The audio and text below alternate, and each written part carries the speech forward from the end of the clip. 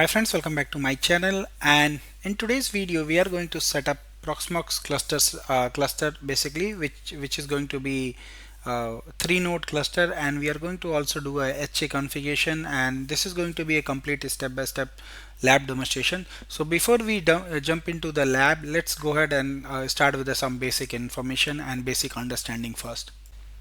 So before we go in and do step-by-step implementation of 3 node cluster creation, let's understand what are the basics behind a cluster and what is Proxmox VE cluster. So a Proxmox VE cluster is a group of multiple Proxmox VE hosts. It also called as nodes that are centrally managed via a single platform. So instead of managing each Proxmox server separately, clustering allow you to manage all the hosts from one single web console. So if I show you in my lab environment, so we got as of now Proxmox node 1, Proxmox node 2, and Proxmox node 3. So these all hosts are getting managed individually. So a cluster uses basically chronosync for all cluster communication and quorum, and this is also Proxmox cluster file system, which is PMX CFS. So this is shared cluster configuration database, which is going to be used when you create a cluster. SSH trust between host to between nodes or host you can see for secure communication, and shared storage optional but recommended for live migration and HA if you want to use Proxmox V in a real production environment where you need to enable HA with the live migration. So without cluster, all 3 nodes are going to be managed separately. With cluster, single Proxmox GUI, all nodes part of same group. So many physical servers behave like a one virtualization platform, which is a part of single cluster farm. So that's why most of the if you are running most of the enterprise environment or a small, even a small company organization where you need to deploy multiple Proxmox server with the multiple virtual machine, the cluster is a basic foundation for the infrastructure. So core component of Proxmox V, so cluster nodes. So each Proxmox server become a node. So for example, we have a 3 nodes. So each nodes run Proxmox V, and then KVM QM for VMs and LXC for containers. And chronosync handles, basically this is one of the most important part of Proxmox V cluster infrastructure. It handles the node membership, heartbeat communication, quorum calculation, and cluster messaging. So it basically answers which nodes are alive. So if nodes cannot communicate to the cluster, so cluster decision stop the prevent. It's going to take the decision to basically stop to prevent a split brain scenario in your cluster infrastructure. So quorum has the same basically concept what it has at other places. So quorum basically decides the majority agreement. So for example, 3 node cluster, 2 nodes alive, quorum exists. So or 1 node alive or no quorum. So this basically define how your infrastructure is going to behave when the nodes are down. So without quorum, cluster configure basically becomes read only, HA action is stopped. So this reason prevent data corruption in your infrastructure. So these are the 3 major critical part of Proxmox cluster infrastructure, VE cluster infrastructure, and these are some optional component, but these are also important when you are trying to configure a production infrastructure. So shared storage, without shared storage you will not be able to do live migration, HA failover, or shared VM access. So example, you can use NFS, chefs, and ISKC ZFS replication and all. So without shared migration, shared storage migration may require a disk copy on the each Proxmox V. And then you have high availability. This is also optional, but HA allow basically to automatically start virtual machine on other nodes in case any of the node gets failed in the your cluster infrastructure. So now these are the some real world use cases. So for production data center, company host maybe Active Directory, SQL, application monitoring, file system. Infrastructure, you can create with the minimum infrastructure 3 node cluster, shared SAN storage, and 10 GB network and HA enable. So if one host fails, Cluster detects failure, HA restart workload automatically elsewhere on the available nodes in the cluster, and business impact minimal downtime and best for enterprise production infrastructure. And you can scale as of now, basically as per your requirement. Use case 2 is small business virtualization, basically 50 users company, workload, Windows server, file server, domain controller, ERP or backup server. So set up 2 or 3 Proxmox node with the shared NAS storage benefit. It provides central management, easy migration, better uptime, and lower VMware licensing cost also. So now these are the key benefit of Proxmox VE Cluster. So first one is centralized management. Is provide a centralized management from one GUI. All nodes can be managed, and login into physical 5 servers separately is going to be easy. But when your infrastructure is scaled to 20, 50 hosts basically, then cluster is one of the essential thing which you should do. Second is live migration. With the cluster you can do a live migration, high availability, you can enable HA scalability also. So add node as per your environment grows. So start with the 3 node, later you can do 5 node, 7 node. So no redesigning is required, just bring your physical host and then add to the existing cluster. Better maintenance window, so patch hardware software without any downtime. So you can basically do a migrate virtual machine, drain node, upgrade the node, or return the node to the main production. So resource flexibility, workload can move anywhere depending on your cluster node, so it does not require to be fixed or to any Proxmox VE host. Lower cost comparison to enterprise hypervisor licensing, good for VMware alternative and other infrastructure depending on your requirement. Backup infrastructure integration works well with Proxmox backup server, NFS backup target, and ZFX snapshot. So these are the some key benefit of cluster. And next, what are the basically best practices for Proxmox VE cluster? So minimum 3 node is required, and then you should configure quorum also. So 2 nodes only. This is the bad configuration. Basically, if you create 2 node cluster, if 1 node fail, majority will fail.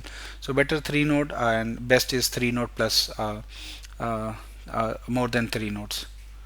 So and then separate cluster network. So do not mix your infrastructure. So on a single network interface, so create a dedicated for VM traffic, storage connectivity, cluster traffic and all. So same thing I have done. So if I show you one of the host, you can see we got 4 NICs, and each NIC has its own basically purpose. So we'll discuss this in details, but make sure you have a separate cluster networking.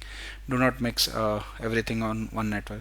So use reliable DNS FQDN. So check the host name. So this is also one of the fundamental requirement for cluster. So if I show you here, so make sure your all the nodes should be able to basically resolve other nodes. So if you see, this is my full name of this host is pv0 .labsandson.lan, and if I go to DNS, you should be able to see I have configured my Active Directory DNS server as a DNS source. So now if I go and try to do basically a ping or NS lookup, so for maybe for PVE02, so it should be able to resolve. So this is one of the fundamental. You should be able to resolve your all the nodes hostname FQDN. And then time synchronization, also make sure your all hosts having same time configuration. And shared storage for HA, if you are using trying to enable HA, that is also fundamental. So you should enable basically use the shared storage. And in upcoming video we are going to use configure the shared storage also. Fast network, minimum 1 gig, better for better go with the 10G, especially for migration, CEFs and backup network. Avoid single point of failure, one switch for everything. So better go with the redundant at the switch level, network level, storage path, power, everything should be redundant. Keep nodes similar, so best when hardware match. So make sure your Proxmox V nodes are identical if you go to configuration part, hardware configuration. backup even when HA is enabled. So if you have enabled the HA, this is highly recommended to go and enable backup also. Still use Proxmox backup server, snapshot, offshore site copy also, and we are going to have a dedicated sessions on these things also. Test failover scenario once you created the cluster, test failover scenarios also, and use subs carefully. So subs is powerful but need to be proper hardware, fast network, RAM planning. So not ideal for a small lab or a small organization. So this is my environment. So we got three nodes, Proxmox nodes, one backup node, and TrueNAS, which we are backup and TrueNAS we are going to configure in upcoming video. And I got my this Active Directory and DNS servers also. So now let's go ahead and start with the cluster creation. So before that, let's review the network design and configuration. So I got 4 NICs on all my Proxmox hosts. So let me show you. So I got 4 NIC, one for management, one for storage, migration, and VM guest. So if I show you, these are the nicknames. So management, storage, migration, and VM guest. And purpose is going to be GUI access, SSH access, and cluster management for management. And storage is going to be used for backup traffic and shared storage. Live migration is going to be used for live migration traffic, and VM guest for VM network.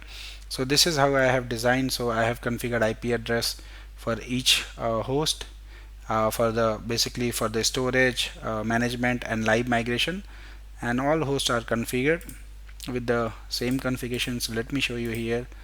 So if I go to networks, you should be able to see this is my node 1, and let me show you node 2. This is my node 2, and this is my node 3. So you should make sure your network configuration is identical and all the hosts are configured properly. So this is my network. So this is now how to create a 3-node cluster step by step. So I have mentioned here CLI command. So if you want to create basically a cluster node cluster by using CLI, you can follow these steps. In this video I'm going to follow the basically uh, GUI based creation. So if you want to do it through CLI, which is I highly recommend, go ahead and try with CLI also. And let's in this video let's do with the GUI. So now the very first thing, you should be able to test your basically ping connectivity and reachability, so which is basically a requirement. So Proxmox VE installed on all 3 nodes, same version, static IP address configuration. You should have a root password, all 3 nodes reachable, and ping via this, and hostname and DNS resolve working, should be working. So we already tested the NS lookup. Let me test the ping. So VE 01.02. So you can see I'm able to reach to my second host. And now let me test the third host. So these are the prerequisites. So you should have a proper connectivity configured. So now let's go to data center first, and then here you will see if you come to cluster, you will see the cluster. So create cluster, and then you need to specify the cluster name. So let me call it Proxmox prod cluster, or class basically.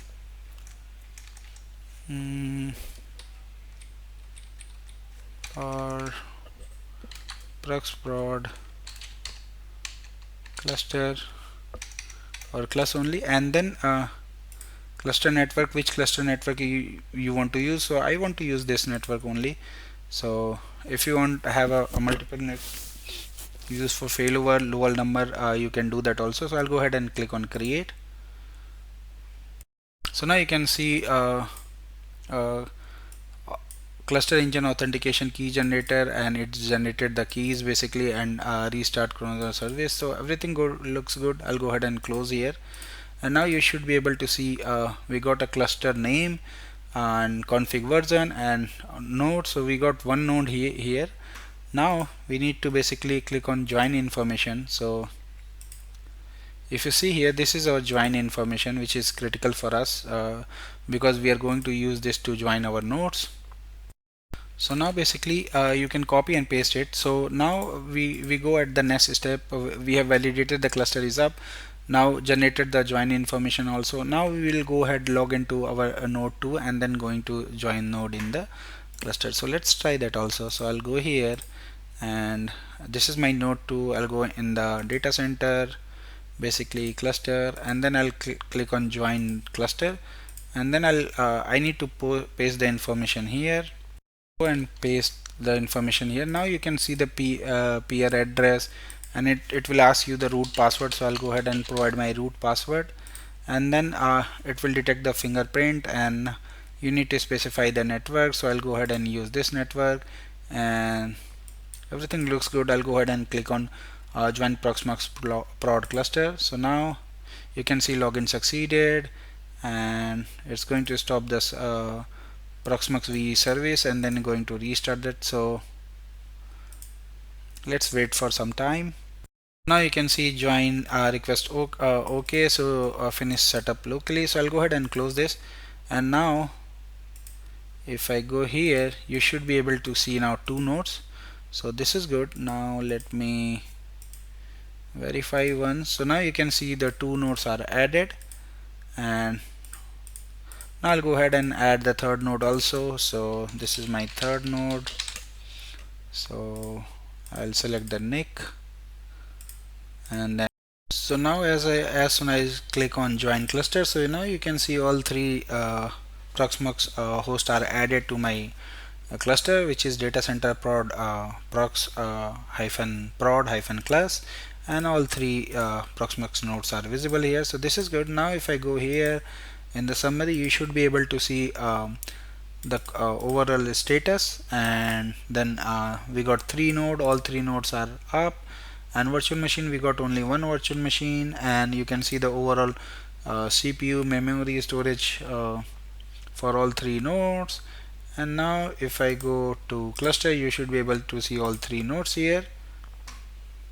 So this is pretty much what I wanted to cover in this video. So in next upcoming video, we are going to extend our cluster with the HA and other capabilities, where we are going to set up the backup, replication and everything. So thank you for watching. Please subscribe me for more videos, and if you have any query, any question related to this, you can always put me on give an email IDs. Thank you once again. Bye bye.